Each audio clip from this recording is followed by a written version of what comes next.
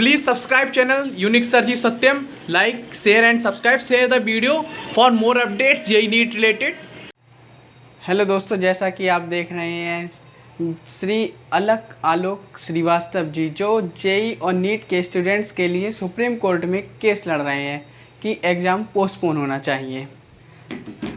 आज इस time India में आप लोग कंडीशन देख ही सकते हैं कितनी बुरी हो रही है कोविड-19 की। तो मेरे अंदाजे में जिस हिसाब से मैंने इस बारे में स्टडी की है, मैंने काफ़ी चीज़ें केसेस निकाले हैं, क्या क्या कंडीशन चल रही है, उस हिसाब से एग्ज़ाम तो पोस्टपोन होकर ही रहेगा। देखिए किस प्रकार से 93.5% स्टूडेंट्स जो हैं वो ये जो कंडीशन चल रही है, जो पैंडेमिक है, उसमें पेपर एग्ज़ाम देना नहीं चाहते हैं। 93.5% स्टूडेंट्स और 87.1% स्टूडेंट्स जो है उनका माइंड सेट नहीं है कि एग्ज़ाम होगा नहीं होगा, कुछ के घर में कैसी कंडीशन चल रही है। कुछ बच्चे इस टाइप से हैं कि वो 5 घंटे इसलिए डिप्रेस में आ रहे हैं कि वो 5 घंटे मास्क कैसे लगा पाएंगे, क्योंकि मास्क लगाना कंपलसरी है और ये तो उनकी सेफ्टी के लिए ही है कि मास्क लगाए रहें। लेकिन अगर कोई आम इंसान भी 1 घंटे से ज़्यादा मास्क नहीं लगा सकता, आप खुद सोचिए। और जो स्टूडेंट जिनके पास जो गॉगल लगाते हैं, उनके तो गॉगल पे फॉग जम आता है, तो वो बार बार एग्ज़ाम में बार बार निकाल के गॉगल साफ़ करेंगे अपना, फिर लगाएंगे, फिर निकालेंगे, फिर साफ़ करेंगे। और देखिए 96.1% स्टूडेंट्स हैं जो पब्लिक ट्रांसपोर्ट, सबसे अपने इंडिया में सबसे बड़ी जो दिक्कत है वो है पब्लिक ट्रांसपोर्ट की। ट्रेन्स चल नहीं रही हैं, बसों में इतनी भीड़ भाड़ होगी। कौन गारंटी लेता है कि किसी बच्चे को कोविड-19 नहीं होगा, कोरोना वायरस का शिकार नहीं होगा। और हालांकि इस टाइम काफ़ी ट्रेंडिंग पे चल रहे हैं हमारे माननीय श्री एचआरडी मिनिस्टर। वो आप लोगों ने देखा होगा, मोदी जी ने जब स्पीच दी थी तो वो खुद नहीं मास्क लगा के बैठ सकते हैं इतनी देर, जबकि स्पीच कितने मिनट की होगी, मैक्सिमम आपको बैठना होगा आधे घंटे। आप खुद मास्क लगा के नहीं बैठ सकते हो तो आप बच्चों से क्या उम्मीद रखेंगे। और इस टाइम आप देख ही रहे हैं जैसे गवर्नमेंट जो सर्वेंट्स हैं, जो मतलब जैसे इस टाइम यूपी वगैरह में बीएड वगैरह के एग्ज़ाम हुए थे, तो जो गवर्नमेंट टीचर जो वहाँ क्या कहते हैं, जो गवर्नमेंट टीचर्स जो हैं वहाँ पर जो लगाए गए हैं बच्चों को अंदर सही से लाने के लिए या उनकी तलाशी वगैरह लेने के लिए लगाए गए हैं, वो खुद दूर हट रहे हैं बच्चों से। मतलब उन्हें खुद भरोसा नहीं है, वो खुद डर रहे हैं। तो आप ऐसे में बच्चों की क्या सोच सकते हैं। और देखिए 92.9% स्टूडेंट्स जो हैं उनके पेरेंट्स ने जो है साफ मना कर रखा है कि हम एग्ज़ाम नहीं दिलवाएंगे, क्योंकि जान है तो जहान है, एग्ज़ाम इस साल नहीं तो अगली साल। लेकिन कुछ बच्चे ऐसे भी हैं नीट के, जेई के, जो कई सालों से तैयारी कर रहे हैं, 3-3 4-4 साल से तैयारी कर रहे हैं।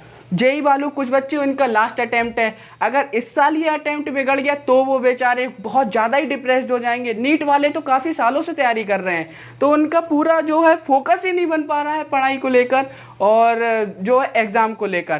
ठीक है, तो बाकी 33.7% स्टूडेंट्स जो हैं वो आउट स्टेशन है। मतलब जैसे कोई नॉर्मली, जैसे मैं हूँ, मैं बरेली में रह रहा हूँ, ठीक है, और कोविड के कारण मतलब मैं परमानेंटली बरेली में ही आके रह रहा हूँ रेंट वगैरह पे, ठीक है, मेरे पेरेंट्स यहाँ रह रहे हैं। लेकिन कोविड के कारण हमें अपने गांव जाना पड़ जाता है, जो कि करीब यहाँ से 500 किलोमीटर दूर है। हम वहाँ रह रहे हैं, सेंटर मैंने यहाँ का भर रखा है, मैं चेंज नहीं कर पाया किसी कारणवश, तो मैं वहाँ से यहाँ एग्ज़ाम देने कैसे आऊँगा, ये सोचिए आप। और वो भी मुझे 500 किलोमीटर दूर अगर मेरा गाँव है, तो मुझे इतनी दूर से मैं कैसे, ट्रेन तो चल नहीं रही है, तो बस से ही आना है मेरे लिए। बस में कौन गारंटी लेता है, ट्रैवलिंग सबसे बड़ी समस्या है। कौन गारंटी ले सकता है कि ट्रैवलिंग में किसी बच्चे को नहीं होगा। अगर सपोज हो गया तो क्या करेगी गवर्नमेंट, बताइए। ठीक है, और देखिए 21.3% स्टूडेंट्स जो हैं उनके एग्ज़ाम सेंटर्स ही अदर स्टेट्स में हैं।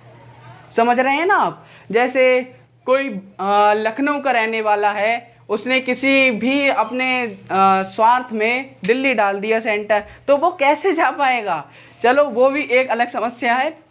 और 33.9% स्टूडेंट्स जो हैं वो बीएमसी के द्वारा क्वारंटाइन कर दिए गए हैं। जैसे हमारे बरेली में ही काफ़ी जो है अच्छी कंडीशन नहीं चल रही है कोविड-19 की, कई इलाके सील कर दिए गए हैं। जैसे मैं यहाँ रहता हूँ, उसके करीब 500 मीटर आगे एक एरिया लगता है, वहाँ पे पूरा एरिया, वहाँ करीब 80 कोविड-19 केस निकले एक साथ। तो पूरा इलाका सील कर दिया गया है, आप घर से बाहर नहीं निकल सकते, कुछ नहीं कर सकते, कोई भी सुविधा नहीं वहाँ पर कि आप जा ही नहीं सकते बाहर। तो ऐसे में वो बच्चे जो बाहर रह रहे हैं, जिन्हें एग्ज़ाम देना है, वो कैसे जाएंगे? ठीक है। अब लोग ये देखेंगे कि ये जो है हॉटस्पॉट क्षेत्र से आ रहा है, तो पता नहीं क्या क्या होगा, मैं तो सोच भी नहीं सकता।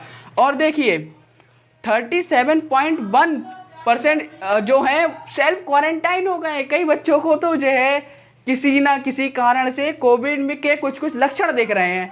अब बताइए वो बच्चे एग्ज़ाम देंगे या नहीं देंगे? अगर वो देंगे एग्ज़ाम, मैं कहता हूँ कि मेरे घर से सेंटर दो नहीं करीब 10 किलोमीटर दूर है। ठीक है, अगर मेरे घर से सेंटर 10 किलोमीटर दूर है और मैं कोविड-19 पॉजिटिव हूँ, ठीक है, तो मैं यहाँ से वहाँ तक जाऊँगा, क्या मुझे गवर्नमेंट व्हीकल लेने आएगा अलग से? ये बताइए आप। जाऊँगा तो मैं नॉर्मली ऑटो, रिक्शा या बस से। अब मेरे पास, मैं क्या गारंटी कर सकता हूँ कि मेरे पास कोई नहीं आएगा? ये सबसे बड़ा पॉइंट है। मेरे पास लोग आएंगे, मेरे साथ बैठेंगे, क्या मैं कब तक उन्हें दूर भगाता रहूँगा कि मैं कोविड पॉजिटिव हूँ, मेरे पास मत आओ, मेरे पास मत आओ? ये बात नहीं है। तो आप समझ रहे हैं आप लोग किस टाइप से कि मतलब कितनी भयावह कंडीशन हो जाएगी। टोटल जेई के पेपर में अराउंड 30 लाख स्टूडेंट बैठ रहे हैं, अराउंड 13 लाख। तो आप खुद सोच सकते हैं 13 लाख बच्चे, क्या कंडीशन होगी उनके पेरेंट्स, उनके घर वाले, उनके आस पड़ोस वाले। अगर एक भी कोविड पहुंचा तो 1 से 1000 की चेन बनेगी, उन 1000 से पता नहीं कितने कोविड पॉजिटिव पाए जाएंगे। ठीक है। और इस टाइम पे आप देख ही रहे हैं इंडिया में टोटल अराउंड 28 लाख कोविड-19 केसेस आ चुके हैं।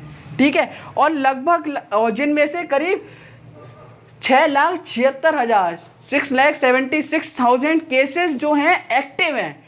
और डिसीज़ की बात करें हम, डेथ की, तो लगभग 50,000 यानी 50,000 का जो आंकड़ा है वो पार कर चुकी है डेथ।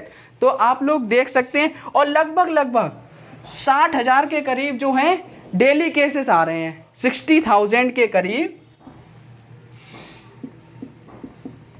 डेली केसेस आ रहे हैं इंडिया में कोविड-19 के, जिनमें से 1000 डेथ हो रही है डेली। 1000 डेथ, 1000 मौत। आप सोच सकते हैं क्या कंडीशन हो रही है इंडिया की। 1000 डेथ, कोई 1 2 3 या नहीं। अब जिनके आसपास जिन्होंने देखा होगा ऐसा डेथ होते, मैंने खुद देखा है, जिन लोगों ने देखा होगा वो लोग खुद सोच रहे होंगे कि क्या क्या कंडीशन हो रही है उनके क्षेत्र की। और बाकी अब हम बात करें तो मैं यूपी का रहने वाला हूँ। मेरे यूपी में 76 डिस्ट्रिक्ट्स हैं। ठीक है, और जेईई मेंस जो कि ऑनलाइन एग्ज़ाम है उसके सिर्फ 13 सेंटर हैं, 13 सेंटर्स ओनली। ठीक है, और मैं बरेली का रहने वाला हूँ। बरेली मंडल है जो हमारा, उसमें 5 डिस्ट्रिक्ट्स आती हैं। उन 5 डिस्ट्रिक्ट्स में सिर्फ 1 सेंटर है। आप खुद लगाइए, 5 जिलों में 1 सेंटर। आप खुद अंदाज़ा लगा सकते हैं। हमारे आसपास बदायूं है, पीलीभीत है, आंवला है, बरेली हो गया चौथा, और 5वां हो गया शाहजहाँपुर। अब आप ये सोचिए इतनी दूर, लगभग कम से कम ये 50 से 60 या 70 किलोमीटर की दूरी पर है।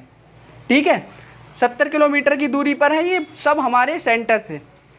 अब आप सोचिए 70 किलोमीटर का सफ़र है, कोई बच्चा कैसे ट्रैवल करके आएगा? आपकी ट्रेन चल नहीं रही है, बसेस चल रही हैं। ठीक है, बस में आप कौन गारंटी लेता है कि नहीं होगा? मैंने आपको जैसे बताया, मैं पॉजिटिव हूँ, मैं बस में बैठा। ठीक है, मैं पॉजिटिव, मैं बस में बैठा, मेरे आसपास बैठे वो हो गए संक्रमित, वो एग्ज़ाम देने गए। अब सोशल डिस्टेंसिंग की जिम्मेदारी, उम्मीद आप इंडिया में कर रहे हैं, जहाँ पे खुद टीचर्स वगैरह जो इन्विजिलेटर्स होते हैं, जो चेकिंग करने वाले होते हैं, वो खुद बच्चों से दूर भाग रहे हैं। आप उनसे सोशल डिस्टेंसिंग की उम्मीद करेंगे? अगर आप ना माने तो आप खुद ही देख सकते हैं, बीएड का एग्ज़ाम हुआ यूपी में, आप खुद देख सकते हैं उसकी कंडीशन क्या हुई थी। समझ रहे हैं आप? उसके बाद बीएड के एग्ज़ाम में, और बिल्कुल ऐसे समझिए, और वो केसेट का एग्ज़ाम हुआ था, उसकी आप कंडीशन देखिए क्या हालत हुई थी। मतलब आप अंदर अपना जो सेंटर है वहाँ पे सोशल डिस्टेंसिंग करवा सकते हैं, लेकिन बाहर की गारंटी कौन लेता है, आप ये बताइए। ठीक है, और सबसे मेन बात रही आपकी जेई मेंस में आप अंदर जाएंगे, ठीक है, अपना एडमिट कार्ड लेके आपने अपना रूम देख लिया, ठीक है।